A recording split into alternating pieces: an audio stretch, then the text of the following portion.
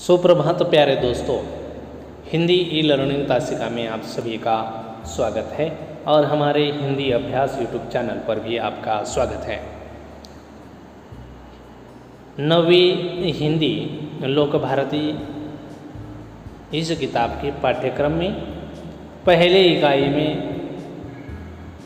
चौथे क्रमांक पर किताबें यह जो पद्य दिया गया है, यह पद्य के बारे में आज के इस लर्निंग तासिका में जानकारी प्राप्त करेंगे।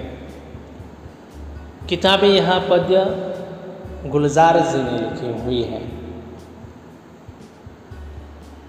गुलजार जी का परिचय करवाते हैं।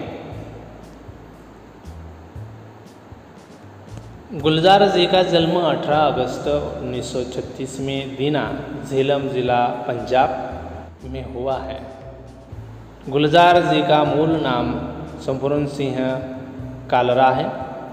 आप एक कवि, पटकथा लेखक, फिल्म निर्देशक, नाटककार होने के साथ साथ हिंदी फिल्मों के प्रसिद्ध गीतकार हैं। उनकी प्रमुख कृतियां हैं, उन्होंने लिखी हुई साहित्य हैं। चौरस रात लघु कथा,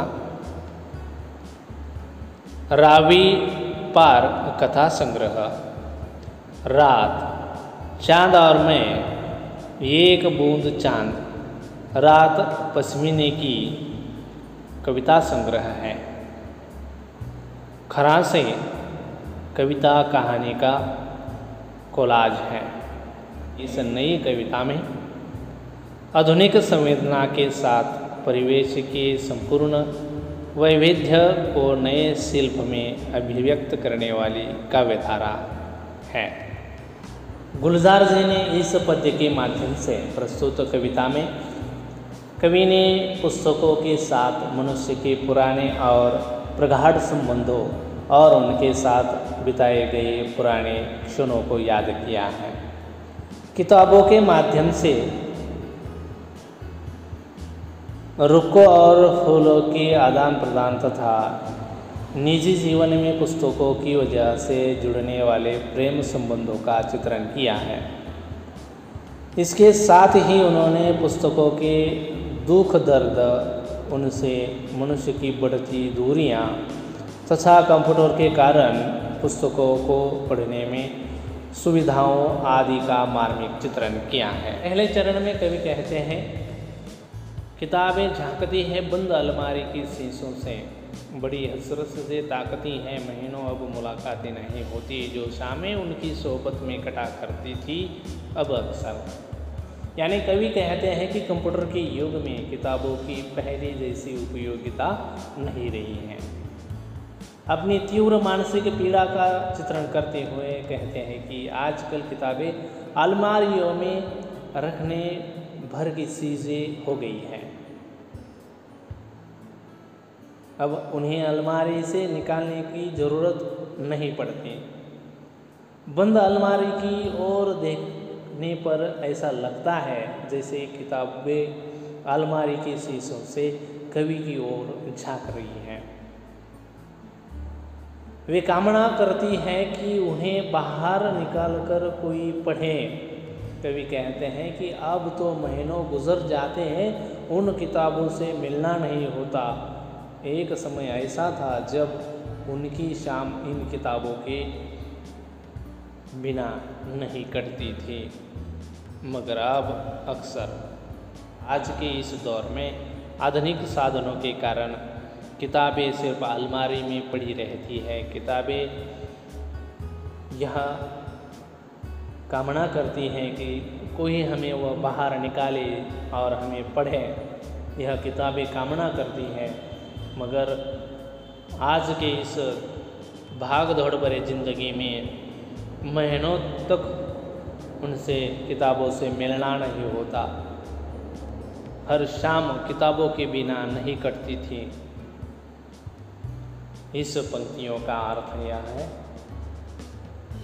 दूसरा चरण है, गुजर जाती हैं कंप्यूटर के पर्दों पर, बड़े बेचैन रहती हैं किताबें, उन्हें अब नींद में चलने की आदत हो गई है। जो कदरें वो सुनाती थी कि जिनके सेल कभी मरते नहीं थे, वो कदरें अब नज़र आती नहीं घर में, जो रिश्ते वो सुनाती थी। कवि कहते हैं कि कंप्यूटर आने के पहले उनकी शाम किताबें पढ़ने में बीत जाती थी। उनकी शामें किताबें पढ़ने में बीता करती थी, पर जब से कंप्यूटर आ गया है तब से वे कंप्यूटर पर ही पढ़ते लिखते हैं। इसलिए उनकी शाम कंप्यूटर के पर्दे पर बिताने लगी हैं।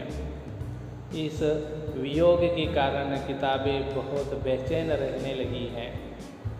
अब हालत यह हो गई है कि ये किताबें नींद में चलने लगी है, अर्थात वे कवि को उस सपने में कभी दिखाई देती हैं।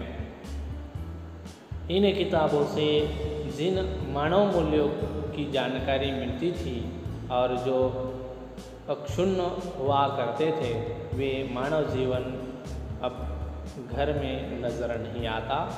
ये किताबें रिश्तों संबंधों के बारे में बताती थी और यह सब कुछ हमने खो दिया है इस कंप्यूटर की वजह से।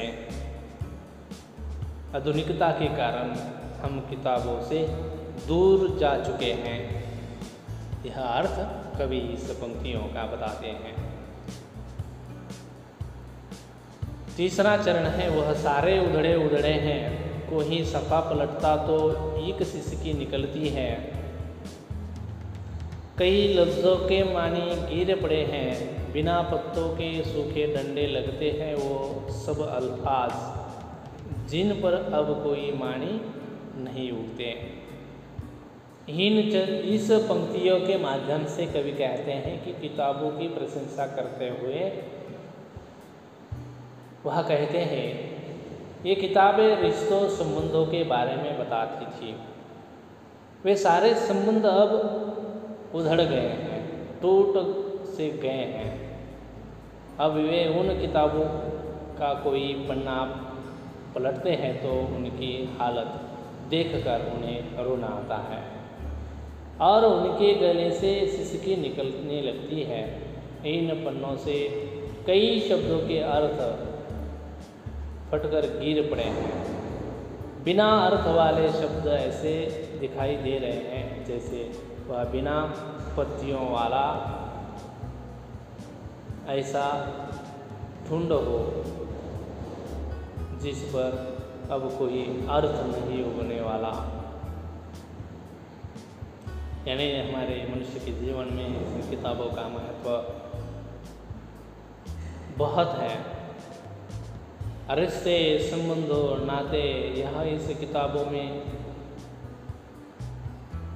लिखे हुए हैं और वह सब किताबों के इस पन्नों में बंद रहकर पड़े हैं। और इस किताब की भी हालत इस तरह हो गई है कि जिस तरह से बिना पत्तों वाला कोई टुंड हो, जिसे बोने पर भी वह नहीं उगने वाला। इस चरण का यह अर्थ कवि बताते हैं। बचे हुए कविता को हम अगले तासिका में पढ़ेंगे। तब तक के लिए हम आपसे अलविदा लेते हैं। धन्यवाद।